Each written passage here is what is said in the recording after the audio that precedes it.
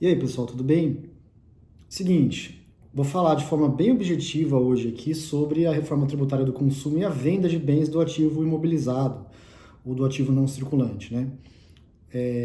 Por que eu quis falar desse assunto, trazer esse assunto? Porque, veja, quem milita aí, né, na área tributária e por anos atendeu consultoria, contabilidade, fez planejamentos, já está acostumado a tratar a venda do imobilizado como uma operação que não tem incidência nem de ICMS quanto de PIS e COFINS, né? Então, assim, a venda dos bens de capital, dos bens do ativo imobilizado, até então, né, antes de 2027, antes dessa reforma tributária e da Lei Complementar 214, ela era não tributada pelos impostos indiretos, né, pelos tributos indiretos.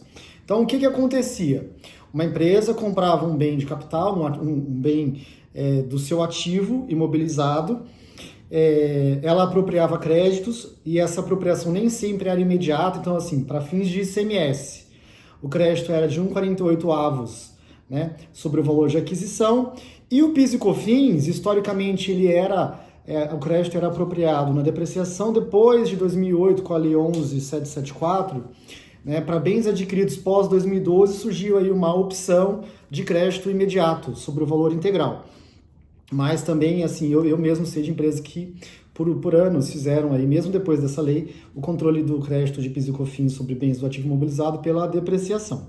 Como é que fica agora, gente, com a Lei Complementar 214 e a reforma tributária? Então, veja, esta nova legislação é uma lei de tributação ampla de bens e serviços e de não cumulatividade plena. Então, o que eu estou querendo dizer? É que haverá uma mudança significativa no tratamento tributário da venda de bens de capital, da venda de bens do ativo imobilizado. É por isso que eu achei legal fazer esse vídeo aqui. Vou tentar não me estender, vou tentar já chegar aqui nas informações e finalizar. Então, assim, como é que vai ficar depois da lei complementar, né? E aí, assim, a partir de 2027 não tem mais PIS e COFINS, passa a vigorar o CBS e após 2029 a transição do ICMS para o IBS, tá? Então, eu vou tratar como exemplo aqui para a gente pensar na CBS para facilitar o entendimento. Veja, existe na legislação, lá no artigo, normalmente eu não menciono o artigo aqui, mas acho que isso aqui vai ser oportuno, até se tiver pessoal de contabilidade assistindo. No artigo 406 da Lei Complementar 214, ele trata lá do valor líquido de aquisição. Então, vamos lá. Imagina que a empresa tem bens já adquiridos até, que vai pegar todo mundo isso, tem bens já adquiridos até 31 de 2026. Se for vender esse ativo pós 2027, o que a legislação determina? Ela fala, olha, você deverá calcular o valor líquido de aquisição, que é a diferença entre o valor de aquisição, né, o valor efetivo de aquisição, menos os tributos indiretos. Então, esse seria o valor líquido de aquisição. E se eu fizer a venda deste ativo imobilizado no pós-2027, a tributação ela vai incidir apenas sobre o valor agregado, né, que é aquilo que exceder o valor líquido de aquisição.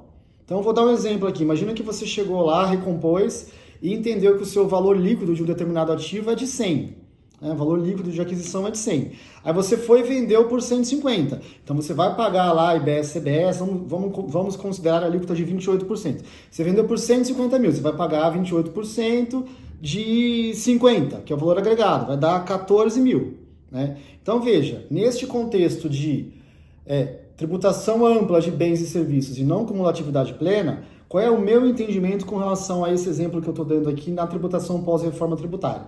Você vendeu por 150, só que o cálculo do imposto ele é por fora, então você vai adicionar os 150 a 14 mil reais de tributação sobre bens do consumo, a sua venda na nota seria de 164 mil, tá? E aí o comprador, ele vai usar na atividade dele, na operação dele, esse crédito de 14 mil, tá? Na minha leitura, gente, veja, ainda falta regulamento, né?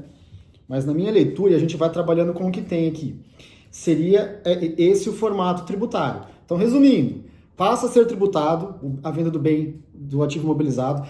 Existe não cumulatividade plena, você vai ter que calcular o valor líquido de aquisição, que é o valor de aquisição menos os tributos indiretos. Quando fizer a venda, vai incidir CBS-SBS sobre o valor agregado, que é o excedente, e este valor é calculado por fora, de forma a gerar crédito no comprador. Tá? Aí, para terminar, pergunta que normalmente as pessoas falam, pô, mas e se eu tiver saldo, eu estou tomando crédito pela depreciação, eu tenho um saldo de crédito sobre imobilizado lá e vai passar 2026. Aí existe uma previsão lá na lei que é de você tratar esses saldos de créditos do ativo imobilizado como créditos presumido, tá? Então você ficaria com crédito presumido que você utilizaria até que eventualmente esse bem fosse alienado. Depois, se vendeu o bem, não pode mais continuar com o crédito, tá?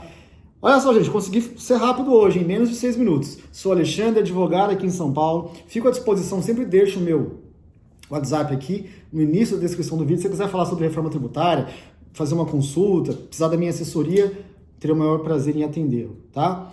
Se inscreva no canal, curta esse vídeo aqui, mande para um amigo seu aí e até mais.